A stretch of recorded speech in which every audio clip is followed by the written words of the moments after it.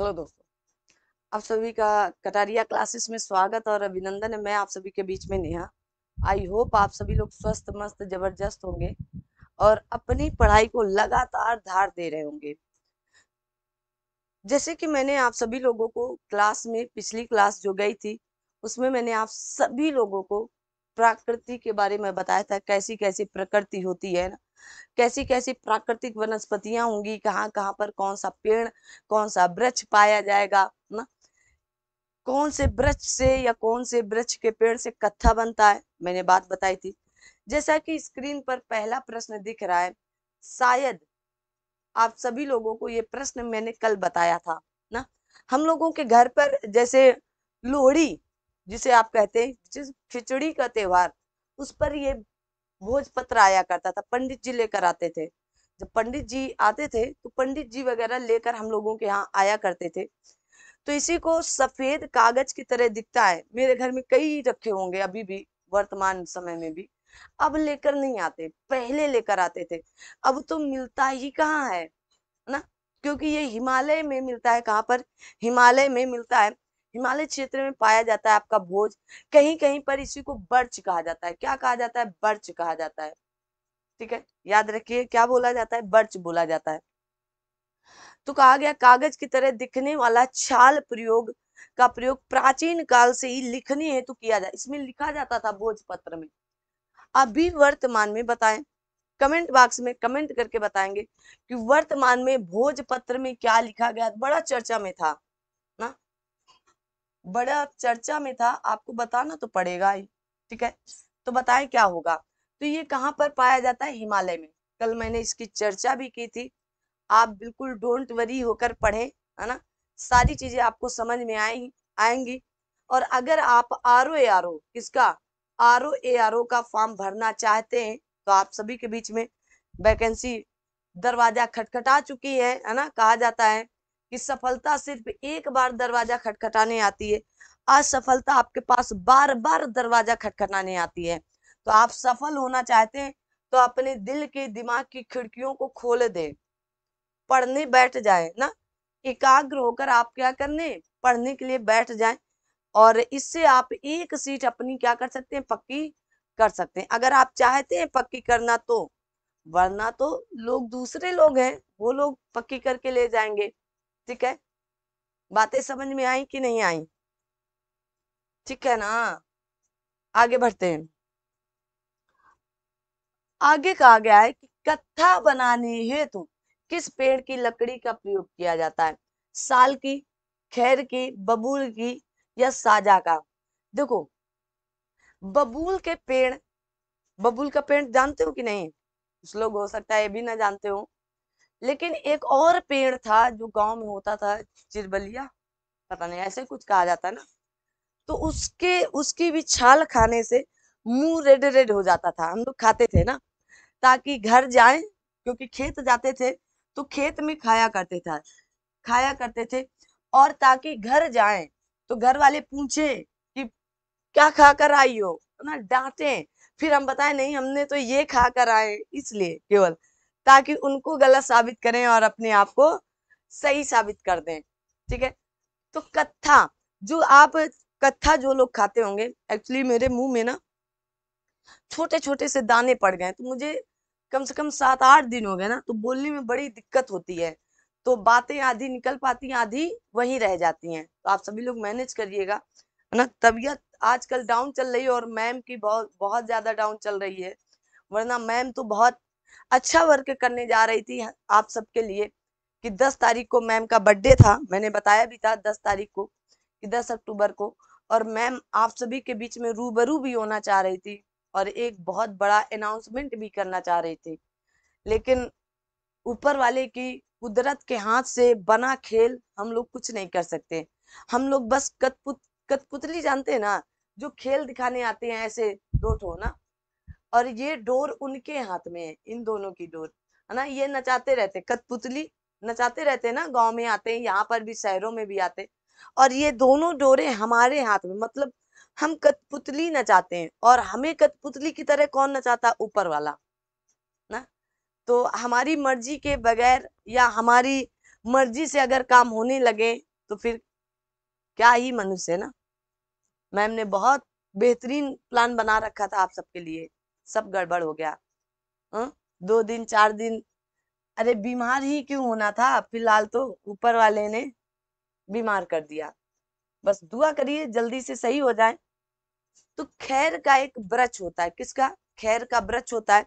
कथा खैर की लकड़ी से प्राप्त किया जाता है और वृक्ष भारत भर में विशेष कर सूखे क्षेत्रों में पाए जाते हैं। कहाँ पर? जैसे मरुस्थलीय क्षेत्र में, जहां पर सूखा, मरुस्थलीय क्षेत्रों, दलदली क्षेत्रों में भी नहीं पाए, सूखे क्षेत्रों में। कहां पर? लिख लो भाई, सूखे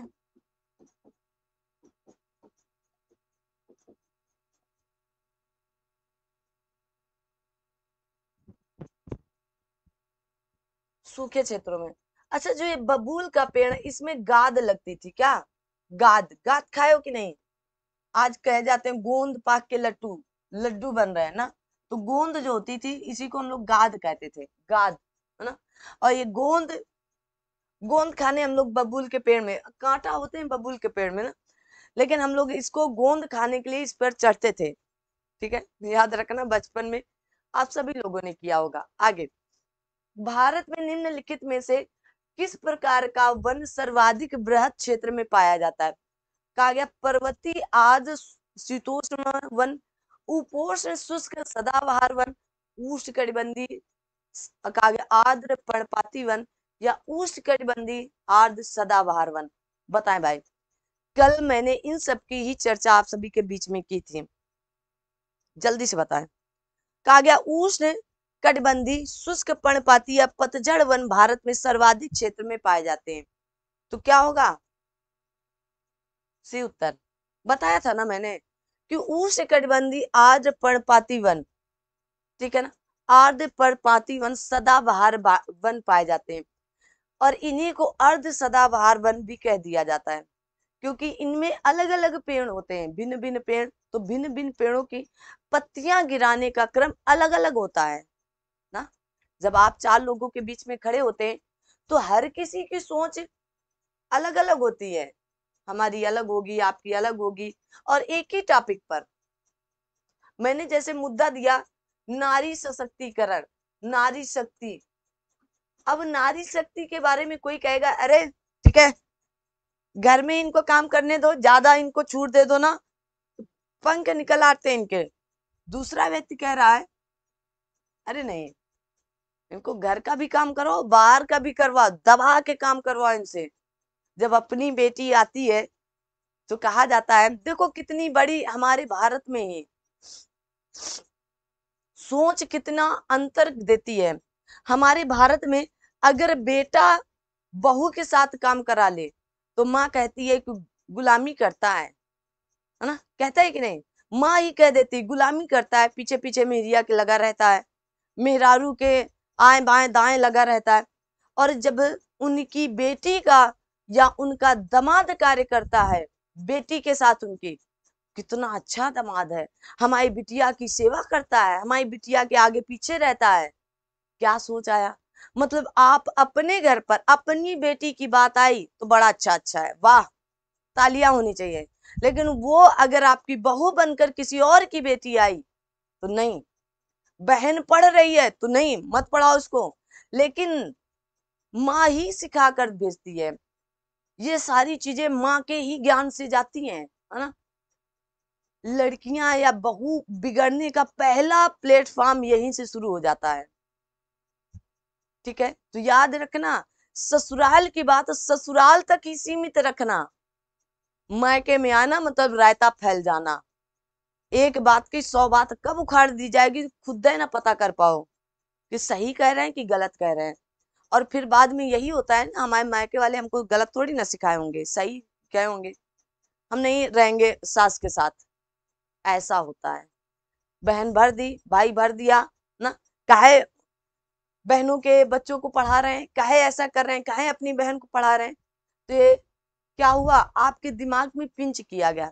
लेकिन अगर आपका बेटा अपनी बहन को नहीं पढ़ा रहा है तो बुरा है, तो बुरा है, अगर वो पढ़ा रहा है तो बुरा है। और इधर कहेंगे कि अरे ठीक है, उसके भी अपने बाल बच्चे हैं, उसका भी अपना परिवार हो रहा है, बहन या बेटी जो है उसको अपना देखना चाहिए, वगैरह वगैरह। ये भी कहेंगे कि नहीं, बेटियों को पढ़ाना चाहिए, भाई की जिम्मेदारी होती है। इधर कहेंगे कि भाई की जिम्मेदारी होती है कि बहन की जिम्मेदारी उठाए, अब माँ बाप कितना बोझ उठाएंगे, वाह। लेकिन अगर दामाद पढ़ा रहा है अपनी बहन को, तो फिर रूढ़वादी सोच आती है। तो सोच बदलें। कुछ लोग कमेंट बॉक्स में बड़े ऊटपटांग कमेंट करते हैं, तो उनकी वही सोच है, उनमें कोई प्रभाव या कोई परिवर्तन नहीं किया जा सकता है। इसलिए आप अपनी सोच को बदलें। आप अपने घर में अपनी बेटी और बहू को एक समान जिस दिन मानेंगे, तो बहू सास नहीं मां मानेगी, ये भी है। सास नहीं मां मानेगी। और अगर बहू भेदभाव करती है तो प्लीज आप अपनी सास को एक बार मां बनाकर देखिएगा, आपको बहू नहीं बेटी ही मानेगी। ये फर्क होते हैं, है ना। ये सोचना बहुत गहरी बात मैंने थोड़े से शब्दों में बता दी है। आगे बढ़ते हैं। कहा गया सागौन तथा साल किसके उत्पाद हैं? उष्णकटिबंधीय शुष्क पतझड़ वन के हैं, उष्णकटिबंधीय सदाबहार वन के हैं, उष्णकटिबंधीय कटीले वन के हैं, या पर्वतीय वन के हैं। कल मैंने इन सब की चर्चा की थी, तो आप सभी लोग बताएं। हमने कहा था कि उष्णकटिबंधीय शुष्क पतझड़ वन के हैं। कौन से? तो आप कहेंगे आपके सागौन साल वगैरह कहाँ के हैं? उष्णकटिबंधीय शुष्क पतझड़ वन के हैं, याद रखना, इंपॉर्टेंट है। कहा गया हिमालय की पहाड़ियों में ऊंचाई के साथ साथ निम्न कारणों से वनस्पति में परिवर्तन आता है। तापमान में गिरावट में, वर्षा में बदलाव में, तेज हवा में, या कहा गया मिट्टी के अनुपजाऊ होना। सही उत्तर चुनिएगा। बताएं भाई, फटाफट आप सभी लोग सही उत्तर का प्रयास करें, क्या होगा। कहा गया 1 2 3 सही है, 2 3 4 सही है। कहा गया है 1 3 4 सही है, 2 1 2 4 सही है, या इनमें से कोई नहीं। तो भाई इनको तो पहले ही कट्टू कट्टू कर दो, है ना, इनको पहले ही कट्टू कट्टू कर दो। अब देखो, पहली बात कही गई है कि तापमान में गिरावट से होता है, बिल्कुल सही बात है। कहा गया वर्षा में बदलाव से होता है, बिल्कुल सही बात है। मिट्टी का अनुपजाऊ होना, बिल्कुल सही बात, हिमालय की बात हो रही। लेकिन तेज हवा से क्या लेना देना है? इसका कोई फर्क नहीं पड़ता। तो सही ऑप्शन क्या होगा? A option. क्या होगा? तो आप कहेंगे ए ऑप्शन। हिमालय की कहा गया, हिमालय की पहाड़ी श्रृंखला के ऊंचाई के साथ साथ वनस्पति में परिवर्तन आता है, साथ ही जैव विविधता में भी कमी देखने को मिलती है। इस परिवर्तन के प्रमुख कारण ऊंचाई ऊंचाई तापमान में गिरावट, वर्षा में परिवर्तन, मिट्टी का अनुपजाऊ होना, वायुमंडलीय दाब कम होना तथा हवा का हल्का होना शामिल है। क्या है? हवा का हल्का होना, ना कि तेज होना। ठीक है, याद रखना। आगे बढ़ते हैं। आगे कहा गया पूर्वी हिमालय की तुलना में ट्री लाइन का ऊंचाई मान पश्चिमी हिमालय में होता है, अधिक होता है, कम होता है, वैसा ही होगा जैसे पूर्वी हिमालय में हुआ, या असंबंधित परिवर्तन होते हैं। बताएं भाई सही उत्तर क्या होगा। तो आप कहेंगे कम होगा। क्या होगा? कम होगा। कैसे कम होगा?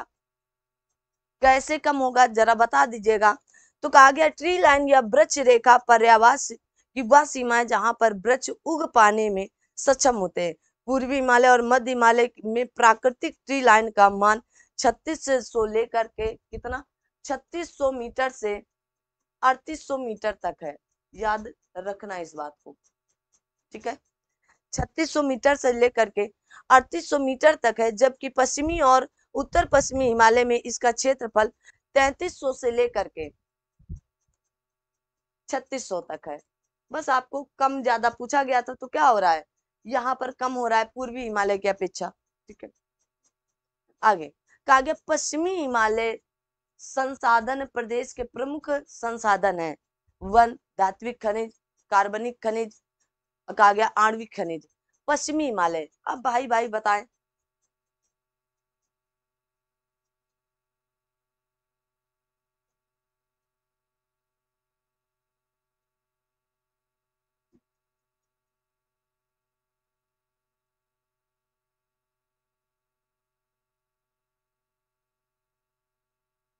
बताओ भाई क्या होगा।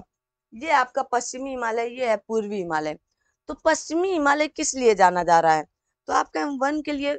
जैव विविधता सबसे अधिक पश्चिमी घाट में ही पाई जाती है। किसके लिए? पश्चिमी हिमालय में ही पाई जाती है, ठीक है ना। पश्चिमी हिमालय संसाधन प्रदेश के प्रमुख संसाधन वन है। इस क्षेत्र के लगभग 65%, कितना? 65% वन पाए जाते हैं। जैव विविधता का सबसे बड़ा स्रोत पश्चिमी घाट ही माना जाता है आपका, ठीक है ना। समस्या तो नहीं है किसी प्रकार की? सेटिंग में कुछ दिक्कत हो गई? हम लोग पीले पीले दिखते हैं ना, कोई बात नहीं। अब कहा गया पश्चिमी हिमालय की शीतोष्ण पेटी निम्नलिखित में से किस एक वृक्ष का बहुल्य है? शीतोष्ण पेटी किसकी बात कही गई? पश्चिमी हिमालय में, पश्चिमी हिमालय में शीतोष्ण पेटी कहा गया चीड़ का पेड़ या वृक्ष, देवदार का, सिल्वर फर का, या नीला पाइन का। बताएं सही उत्तर क्या होगा? सही उत्तर क्या होगा? तो कहा गया पश्चिमी हिमालय की शीतोष्ण कटिबंधीय वन पेटी में देवदार वृक्ष पाए जाते हैं। कौन से? देवदार वृक्षों की बहुलता होती है, इंपॉर्टेंट है। इसी तरह का सेम टू सेम प्रश्न पूछा जाता है और आपके ये यूडीए एलडीए मतलब आरओ आरओ 2003 में आया था। पहले आरओ आरओ को यूडीए और एलडीए कहा जाता था, ठीक है ना।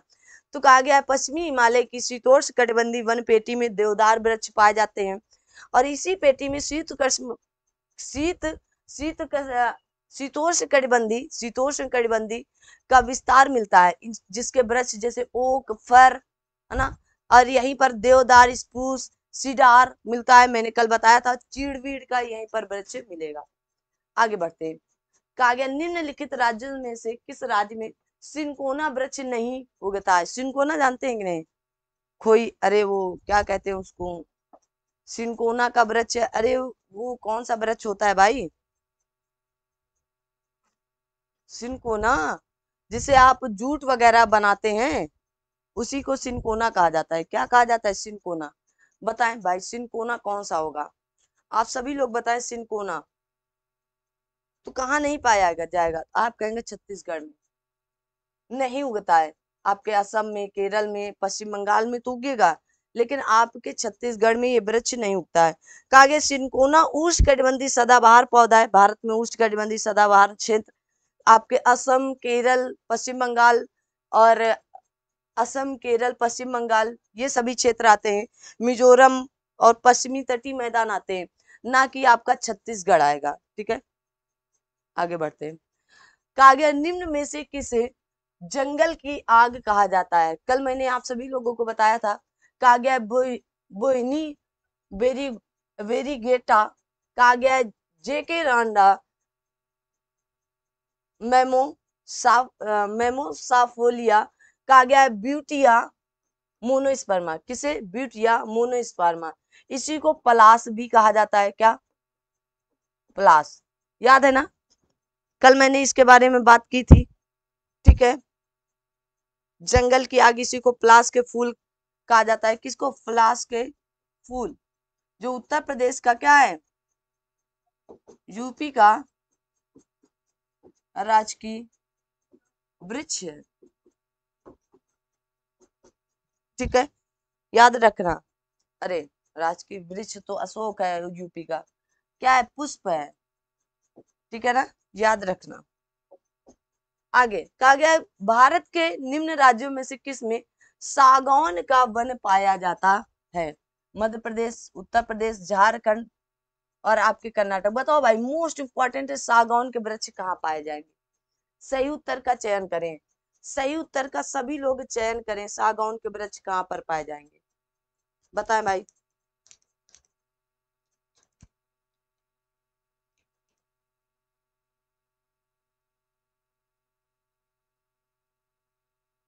बताओ भाई।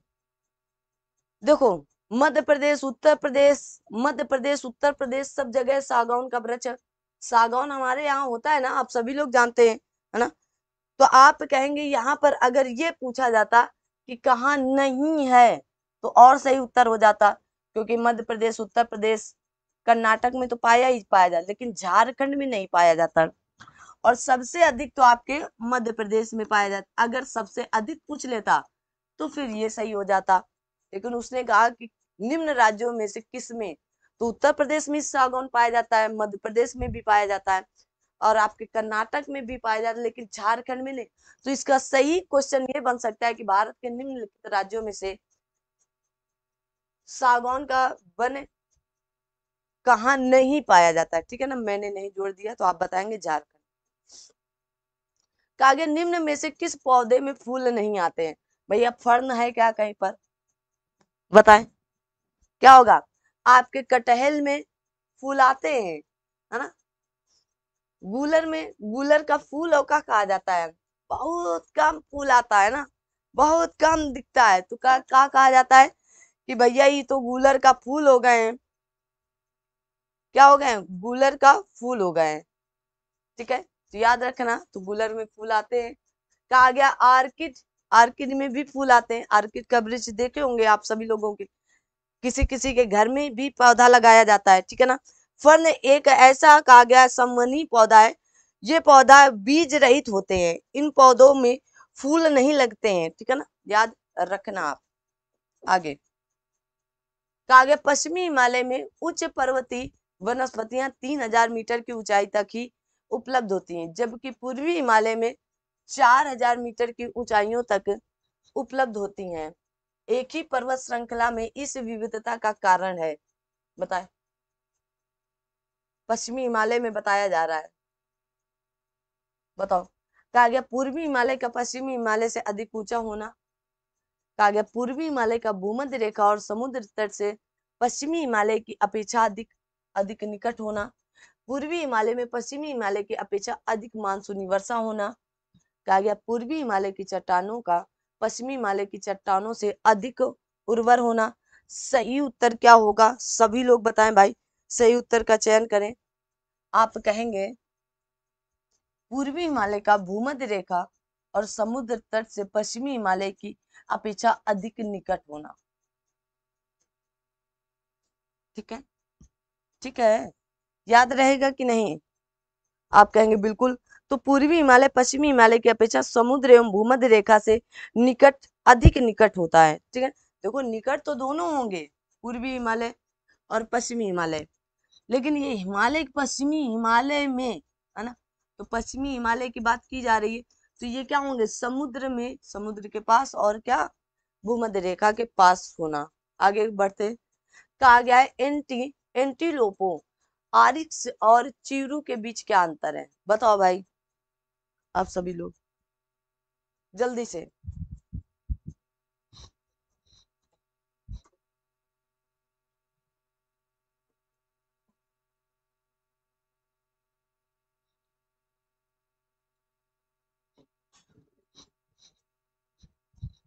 बताएं भाई क्या होगा सही उत्तर, जल्दी से बताओ।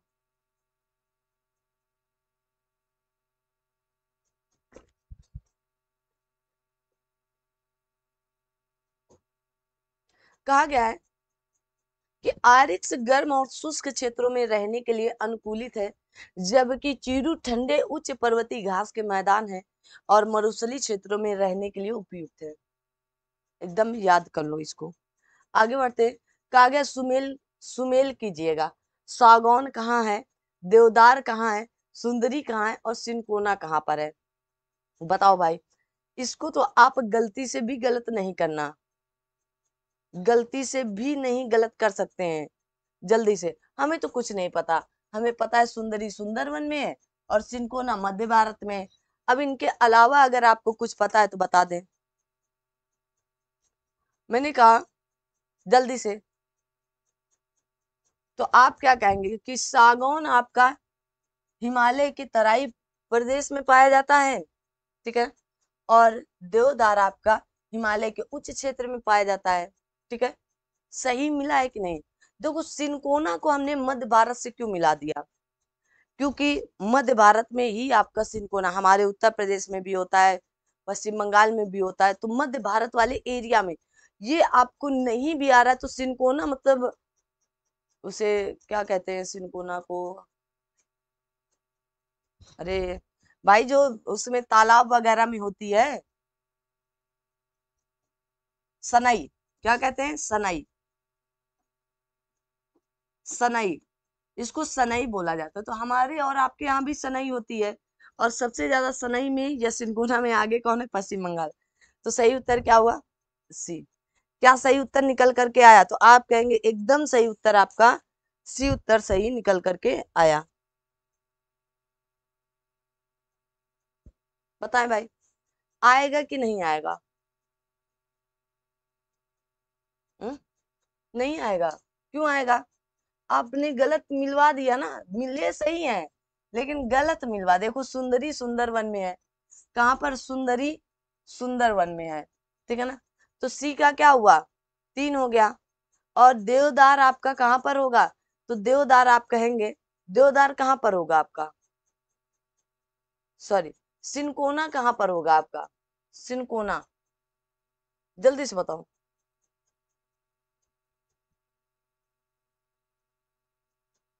देखो ऐसे सागौन, सागौन के वृक्ष आपके कहां पर होते हैं? मध्य भारत में होते हैं। देवदार आपका तराई हिमालय के ऊंचे क्षेत्र में। और सिनकोना आपका कहां पर होगा? हिमालय के तराई क्षेत्रों में। कहां पर? उत्तर प्रदेश वगैरह में होते हैं लेकिन तराई क्षेत्रों में, ठीक है। तो याद रखना, तो सही उत्तर क्या होगा? तो आप कहेंगे ए, ना कि सी, ठीक है ना, गलती नहीं करनी है। आगे कहा गया निम्नलिखित युग्मों में से कौन सा एक सही सुमेलित है? कहा गया टीक जम्मू कश्मीर, देवदार मध्य प्रदेश में, है ना, चंदन काष्ठ केरल में, सुंदरी पश्चिम बंगाल में। आंख बंद करके मिला दो। सुंदरवन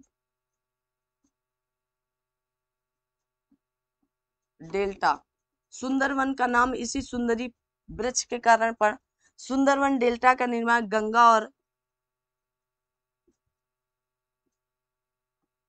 ब्रह्मपुत्र नदियों के मिलने से बनता है, ठीक है? याद रखना। आगे कहा गया है, फिर से मिलान करने के लिए आया कि वन प्रकार ये प्रदेश है। कहा गया उष्णकटिबंधीय आर्द्र पर्णपाती वन कहाँ? उष्णकटिबंधीय शुष्क पर्णपाती वन कहाँ? अल्पाइन वन कहाँ? और उष्णकटिबंधीय सदाबहार वन कहाँ पाए जाएंगे? इस बार सही मिलान का प्रयास करिएगा, है ना। कभी कभी हो जाती हैं गलतियां ना, जैसे मैंने कहा आप सभी लोगों से, सही मिलान का प्रयास करेंगे कहाँ पर होगा? जल्दी से आप सभी लोग। क्वेश्चन नंबर 17 का क्या सही होगा? आई होप आप मिलाए होंगे। अब मैंने कहा उष्णकटिबंधीय आर्द्र पर्णपाती वन कहाँ पाए जाएंगे? तो आप कहेंगे तराई क्षेत्र में पाए जाएंगे। मैंने कहा उष्णकटिबंधीय शुष्क पर्णपाती वन कहाँ पाए जाएंगे? मध्य गंगा मैदानों में पाए जाएंगे। अल्पाइन प्रदेश आपके कहाँ पर पाए जाएंगे? तो आप कहेंगे अल्पाइन आपके अरुणाचल प्रदेश में। और उष्णकटिबंधीय सदाबहार वन सह्याद्री में पाए जाएंगे। तो सही ऑप्शन क्या निकल कर आया? ए। आगे बढ़ते हैं, फिर से मिलान करने के लिए सूची है।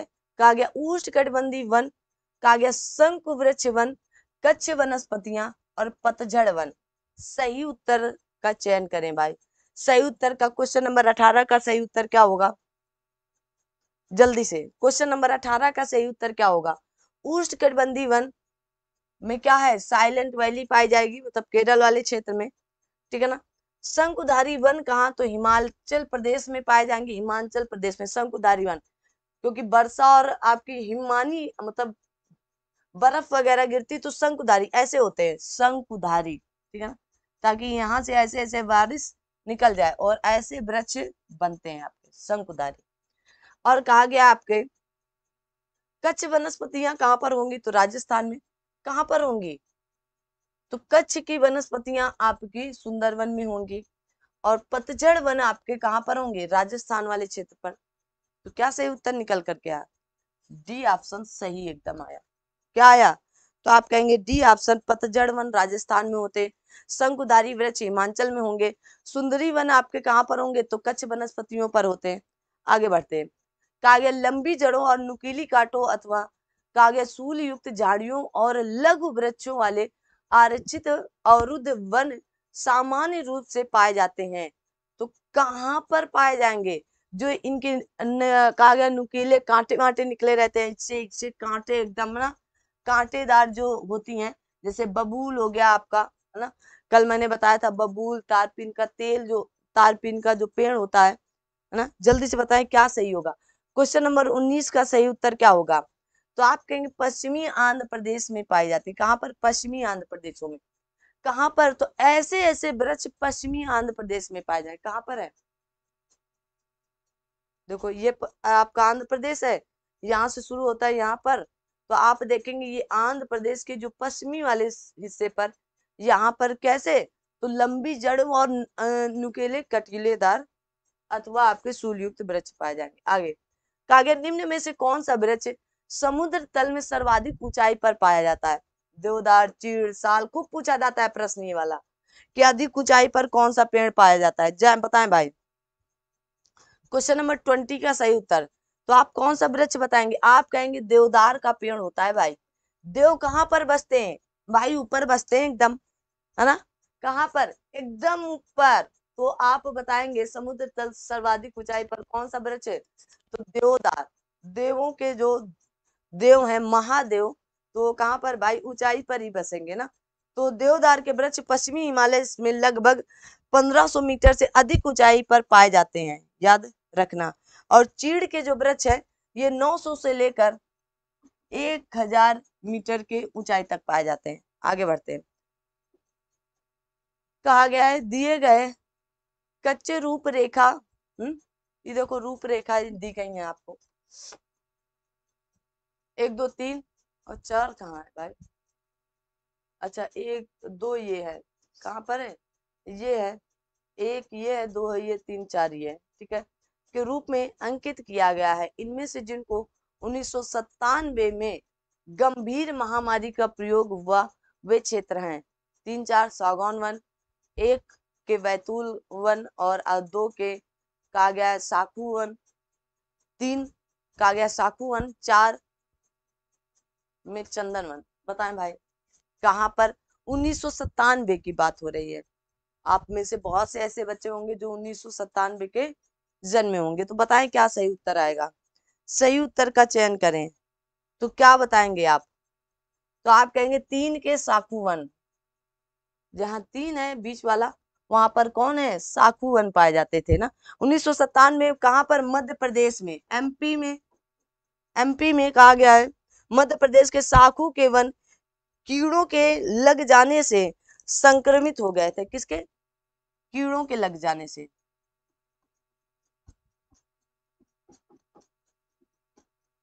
ठीक है ना, आगे बढ़ते हैं। कहा गया निम्नलिखित में से किस राज्य के वनों का वर्गीकरण अर्ध उष्णकटिबंधीय के रूप में किया जाता है? केरल के, मध्य प्रदेश के, तमिलनाडु के, या फिर आपका जल्दी से बताएं कहां पर किया जाएगा? कर्नाटक के। अर्ध उष्णकटिबंधीय के रूप में किया जाता है। अर्ध मतलब यहाँ के जो वन होंगे, है ना, जैसे ये वन है, ये पूरा वन वाला क्षेत्र है ना। अब यहाँ पर तरह तरह के पेड़ होंगे, तो कहा गया है इसमें तरह, तो कभी इसकी पत्तियां झड़ रही हैं, कभी इसकी, तो इसकी जब झड़ेंगी तो इसकी निकल आएंगी, कभी इसकी झड़ रही तो कभी इसकी। तो कहाँ के होंगे? तो आप कहेंगे मध्य प्रदेश के। मध्य प्रदेश टाइगर स्टेट के नाम से इसे जाना जाता है भाई, टाइगर स्टेट के नाम से। ठीक है, आगे बढ़ते हैं। कहा गया निम्नलिखित में से तत्वतः कौन सी एक हिमालयी वनस्पतियों की जाति नहीं है? कहा गया जानी पर, महोगनी, सिल्वर फर, या आपके स्प्रूस। तो सिल्वर फर नहीं है, सिल्वर फर नहीं है, ठीक है ना, नहीं सिल्वर फर है, महोगनी नहीं है। कौन सी नहीं है? महोगनी नहीं है, सॉरी महोगनी नहीं है, ठीक है ना। तो महोगनी मूलतः उत्तरी एवं दक्षिणी अमेरिका का है। कहाँ का है? कल मैंने बताया भी था, कहाँ का? उत्तरी और दक्षिणी अमेरिका का है, यूएसए के हैं, ठीक है, महोगनी। आगे कहा गया कि सामाजिक वानिकी में प्रयुक्त बहुउद्देशीय वृक्ष का एक उदाहरण है शीशा, ढाक, यूकेलिप्टिस, खेजरी। तो सही उत्तर क्या होगा? तो आप कहेंगे खेजरी है। कल भी मैंने इसके बारे में बताया था, क्या होगा? खेजरी है, ठीक है। समझ में आ रहा है कि नहीं आ रहा है? हाँ, क्वेश्चन करना है तो समझ में तो आना ही चाहिए। सामाजिक वानिकी में प्रयुक्त बहुउद्देशीय वृक्ष का उदाहरण खेजरी है। खेजरी वृक्ष को मरुस्थल का राजा कहा जाता है। खेजरी का उपाय पशुओं के चारा, ईंधन आदि औषध के रूप में किया जाता है। ठीक है, आगे बढ़ते हैं। कहा गया लीसा प्राप्त होता है चीड़ के वृक्ष से, देवदार के वृक्ष से, कहा गया आपके बुरांश के वृक्ष से, ये शीशम के लीसा। अब बताओ भाई, किस व्रत से प्राप्त करते हैं लीसा? लीसा प्राप्त करते हैं उत्तराखंड के चीड़ वनों से प्राप्त होने वाली एक महत्वपूर्ण गैर प्रकाष्ठन वन उपज है। लीसा से आपके बिरोजा तथा तारपीन का तेल बनाया जाता है। तो किससे? तो चीड़ के वृक्ष से लीसा निकाला जाता है, कल मैंने बताया भी था आपको। लो भाई, सुमेलित करें। ये कच्छ वनस्पतियां, ये आपके राज्य हैं। बताओ भाई, कौन सा सही सुमेलित है यहाँ पर? सही सुमेलित कौन से? देखो, सुमेल करने के लिए 4 हैं, लेकिन मेल करने के लिए वहां पर क्या है, 5 हैं। बताए। कहा गया रत्नागिरी। तो भाई हमको रत्नागिरी महाराष्ट्र पता है, बस बात खत्म। कहा गया कुड्डापुर। कुड्डापुर मुझे कर्नाटक पता है हमको, बाकी हमें नहीं पता कुछ भी। कहा गया पिचवरम। पिचवरम तमिलनाडु का एक क्षेत्र है। और वेम्बनाड हमने केरल में पढ़ा है। वेम्बनाड केरल की नहीं, भारत की सबसे लंबी झील वेम्बनाड झील है, मैंने खुद आपको पढ़ाया। तो क्या मिलेगा?